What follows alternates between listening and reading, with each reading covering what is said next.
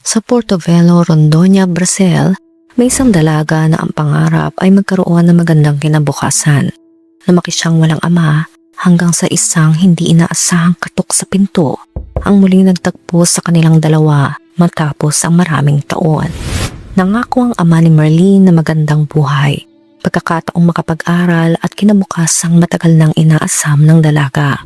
Buong tiwala siyang sumama sa kanyang ama, ngunit ang inaakala niyang pagmamahal ng isang magulang ay unti-unting naging simula ng isang madilim na bangungot.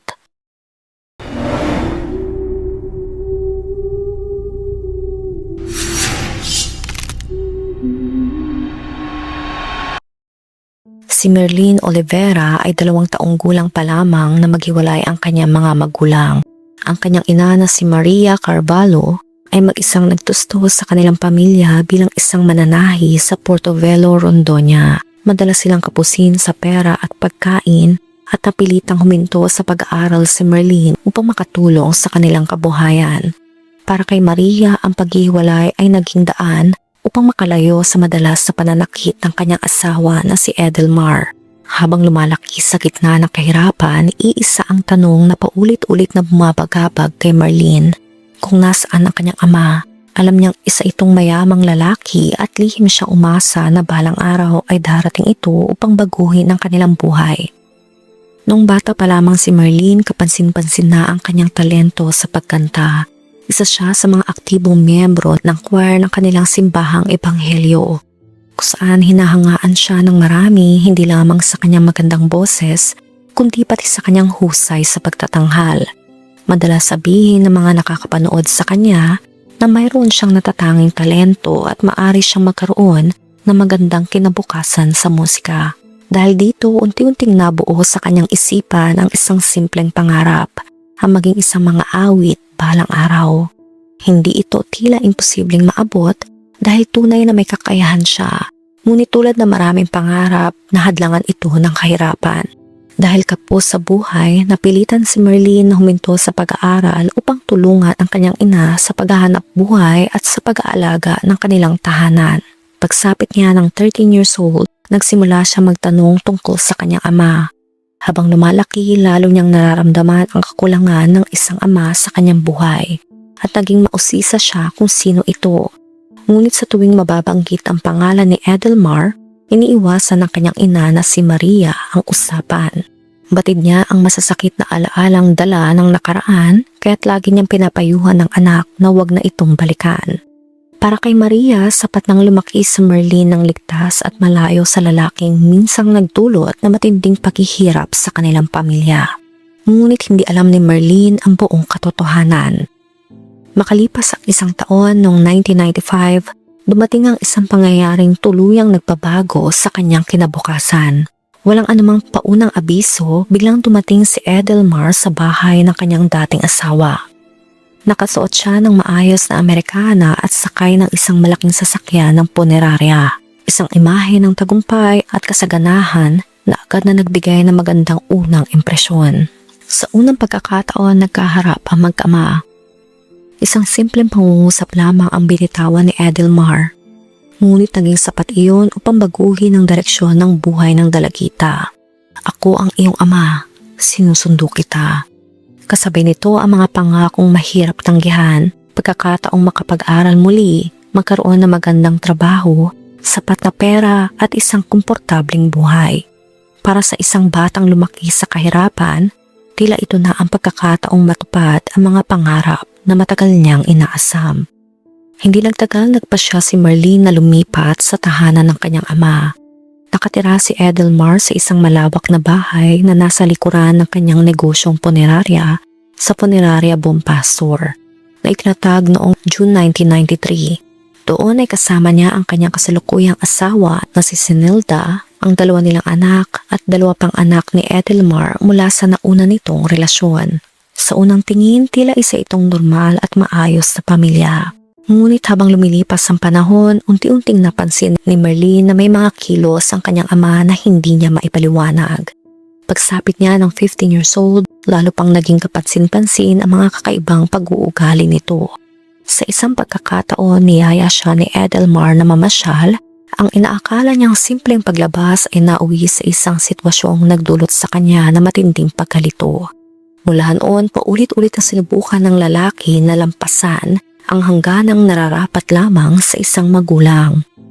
Sa paglipas ng mga linggo, lalo pang lumalim ang impluwensya ni Edelmar sa kanyang anak. Dahil lumaki si Marlene na halos walang karanasan sa tunay na ugnayan ng isang ama at anak, naging madali para sa lalaki na manipulahin ang kanyang pananaw at damdamin. Unti-unti niyang napaniwala ang dalagita na ang maling pagtrato ay isang anyo ng pagmamahal. Sa halip na maramdaman ng panganib, nagsimulang malito si Marlene sa kanyang sitwasyon. Unti-unti nagsimulang mabago ang buhay ni Marlene dahil sa mga ipinakitang kaginhawaan at mga pangakong binitawan ng kanyang ama. Matagal bago niya napagtanto na siya ay unti-unting nasadlak sa isang mapang-abusong sitwasyon. Upang hindi umano mahalata ng kanyang asawa na si Sinilda ang tunay na nangyayari, ipinadalaan ni Edelmar si Marlene sa sangay ng kanilang punerarya sa Guajara, Mirim. Halos 4 na oras ang layo mula sa Portobelo. Kasama niya roon ang 4 pang anak ni Edelmar. Sa buong panahong iyon, walang kaalam-alam si Sinilda sa lihim na relasyon ng mag-ama at naniniwala siyang mabuting ama lamang ang kanyang asawa.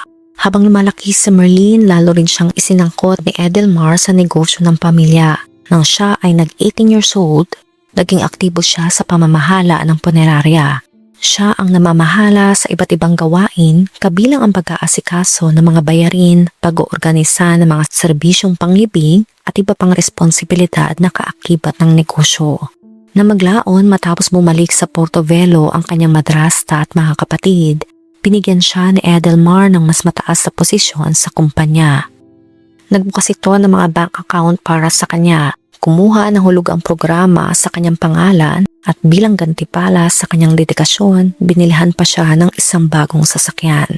Sa panlabas na anyo, tila ibinibigay ni Edelmar sa kanyang anak ang lahat ng oportunidad upang magkaroon ng magandang kinabukasan. Ngunit habang dumarami ang responsibilidad at kalayaan ni Marlene, lalo ring tumitindi ang pagkontrol ng kanyang ama. Mahigpit nitong minamatyagan ang bawat kilos niya, madaling magalit kapag may lumalapit o nagpapakita ng interes sa kanya, at unti-unting mapaghigpit sa halos lahat ng aspeto ng kanyang buhay. Ang mga mararahas na ugaling minsang naranasan ni Maria nung sila pa ang mag-asawa ay tila naulit ngayon kay Marlene. Ayon sa naging investigasyon, mahigpit siyang pinagbawalan ni Edelmar na sabihin kanino man ang tunay na nangyayari sa loob ng kanilang tahanan, habang patuloy siyang tinatakot upang manatiling tahimik. Sa loob ng mga taong kasama niya ang kanyang ama, bihira lamang niyang madalaw ang kanyang inang si Maria. At sa tuwing bibisita siya, hindi siya kailanman nag-iisa. Palaging naroon si Edelmar, binabantayan ang bawat sandali ng kanilang pagkikita. Mabilis sa mga pagbisita at kadalasan ay agad ding umaalis si Marlene, na para bang may kinatatakutang hindi niya maipaliwanag. Sa paniniwala ni Edelmar, kontrolado niya ang lahat. Ngunit makalipas ang halos 5 taon, nagsimula magbago ang pananaw ni Marlene. Sa kanyang pagbabalik sa pag-aaral at pakikasalamuha sa ibang tao, napansin niyang iba ang relasyon ng kanyang mga kaklase sa kani-kanilang mga magulang. Nakita niyang ang pagmamahal ng isang ama ay hindi dapat may kasamang labis na pagkontrol, pananakot o paglabag sa hangganan. Unti-unti niyang napagtanto na ang matagal na niyang itinuturing na normal ay hindi pala ganoon. Noong March 2000, sa edad na 19, nakilala niya si Fernando Grimaldo. Bagamat pareho silang nag-aaral sa unang taon ng kanilang secondary education program, unang nag-cruise ang kanilang landas sa isang charity event. Mula sa pagkakaibigan ay unti-unting nabuo ang isang romantikong relasyon. Ang una para kay Marlene, nakasama ang isang binatang kaedad niya. Sa unang pagkakataon matapos sa mahabang panahon, tila nagkaroon siya ng pag-asang bumuo ng sariling kinabukasan. May trabaho siya, nakabalik sa pag-aaral, at muli niyang binalikan ang kanyang matagal ng pangarap na maging mga awit. Sa isang pagtatanghal sa klase sa panitikan, namangha ang kanyang mga kaklase sa kanyang talento sa pagkanta. Dahil dito bumuo sila ng isang maliit na grupo at nagplano silang mag-record ng kanilang sariling album. Ngunit ang pangarap na iyon ay hindi na kailanman natupad. Habang pilit na itinatago ni Marlene ang bago niyang relasyon at mga pangarap mula sa kanyang ama, hindi niya alam na malapit ng mabunyag ang lihim na matagal nang ikinukubli sa loob ng kanilang tahanan. Kapag nangyari iyon, tuluyan na magbabago ang takbo ng kanyang buhay. Sa pagpasok ni Fernando sa buhay ni Marlene, unti-unti ring nagbago ang kanyang mga desisyon. Sinikap niyang ilayo ang sarili sa impluwensya ng kanyang ama at itigil ang mapang-abusong sitwasyong matagal niyang tiniis. Dahil dito napansin ni Edelmar ang malaking pagbabago sa kanyang anak at nagsimulang maghinala. Hindi nagtagal, lihim niyang sinundan si Marlene sa paaralan. 2 buwan pa lamang ang relasyon ni Marlene at Fernando, ngunit maayos na ang takbo nito hanggang sa isang araw na saksihan mismo ni Edelmar ang dalawa na magkasamang nagpapakita ng kanilang pagmamahalan. Mula roon tuluyan nang nagbago ang lahat. Ayon sa mga naging pahayag sa investigasyon, sa pilitan niyang isinama pa uwi si Marlene. Sa gabing iyon, muli umanong nakaranas ang dalaga na matinding pananakit at pananamantala mula sa kanyang ama. Kinabukasan, umiiyak na tumawag si Marlene sa kanyang ina na si Maria at nakiusap na sunduin siya. Na makita siya ng kanyang ina, kapansin-pansin na mga bakas ng pananakit sa kanyang katawan. Nang tanungin ni Maria si Edelmar kung ano ang nangyari, sinabi nitong nagkaroon lamang umano ng alitan si Marlene at ang nakababata nitong kapatid kaya naparusahan siya. Ngunit hindi naniwala si Maria sa paliwanag na iyon. Isinama niya ang kanyang anak pauwi at sa wakas ay naibunyag ni Marlene ang lihim na matagal niyang kinikimkim. Kinuwento niya ang lahat nang umano'y naranasan niya mula nang lumipat siya ng tahanan ng kanyang ama. Dahil dito nagpasya sina Maria at Marlene na dumulog sa mga otoridad at magsampa ng reklamo laban kay Edelmar. Hindi naging madali ang pasyang iyon. Natatakot si Marlene na baka magiganti ang kanyang ama at tuparin ang mga pagbabanta nito. Ngunit sa kabila ng kanyang pangamba, itinuloy pa rin nila ang reklamo. At gaya ng kanyang kinatatakutan, lalo manong naging mapanganib ang sitwasyon. Patuloy na sinusundan ni Edelmar si Marlene maging sa tuwing kasama nito ang kasintahang si Fernando. Dahil dito paulit-ulit siyang pinayuhan ng kanyang ina na lumayo muna sa Portobelo upang makaiwas sa panganib. Ngunit para kay Marlene, hindi madaling iwan ang lahat ng kanyang pinaghirapan. Kakabalik lamang niya sa pag-aaral, mayroon siyang trabaho at sa unang pagkakataon ay naramdaman niyang may pagkakataon siyang bumuo ng sarili niyang buhay. Makalipas ang 1 linggo, isang abogado ang nakipag-ugnayan kay Maria sa ngalan ni Edelmar. Nagalok umano ito ng kasunduan, buwan ng pinansyal na suporta at isang bahay para kay Marlene kapalit ng pag-atras ng isinampang reklamo.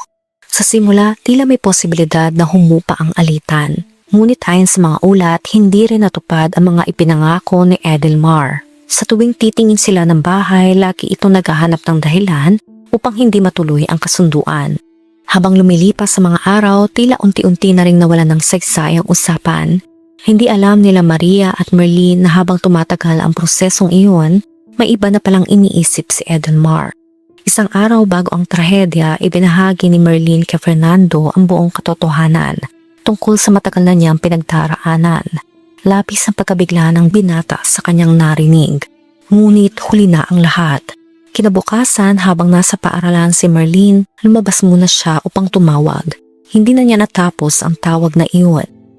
Sa kamilang bahagi ng kalsada, nakita niya ang kanyang ama na kabababa lamang sa sasakyan at papalapit sa kanya habang may hawak itong armas. Agad siyang tumakbo upang makalayo. Hinabol siya ni Edelmar hanggang sa makapasok siya sa loob ng isang residential compound na bukas ang pinto. Ngunit sa loob nito, wala na siyang mapagtataguan. Doon naganap ang lahat na ikinasawi ni Marlene. Habang mabilis na tumatakas ang sospek, isang saksi ang nakakuha ng plaka ng sasakyang ginamit ito at agad itong ibinigay sa mga otoridad.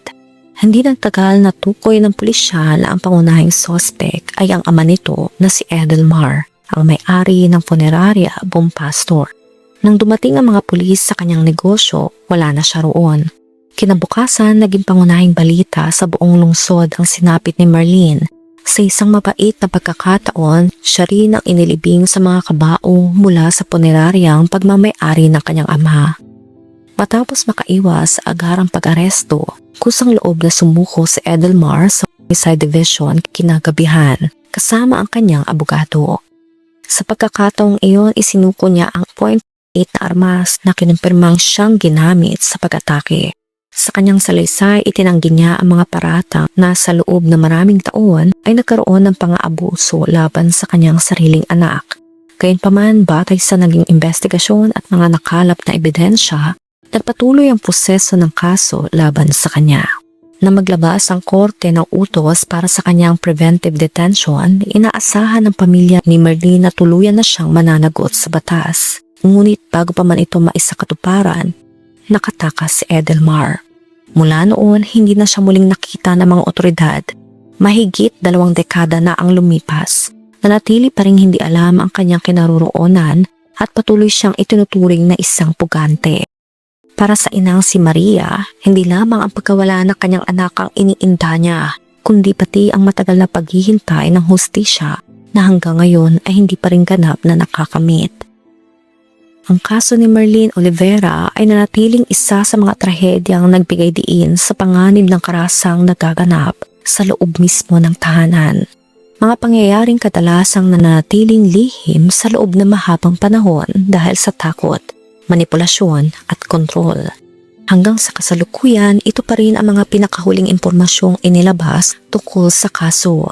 Habang nanatiling nawawala ang pangunahing sospek, patuloy namang nagsisilbing paalala ang sinapit ni Merlin sa kahalagahan ng pakikinig sa mga biktima, maagap na pag-aksyon ng mga otoridad at walang humpay na paghahanap ng katarungan.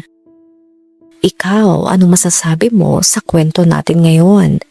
Let me know sa comment section. Kung nakaabot ka sa video na ito ay maraming salamat. Huwag kalimutan mag-like, share, subscribe, and turn on the notification. Ingat ka palagi! Ciao!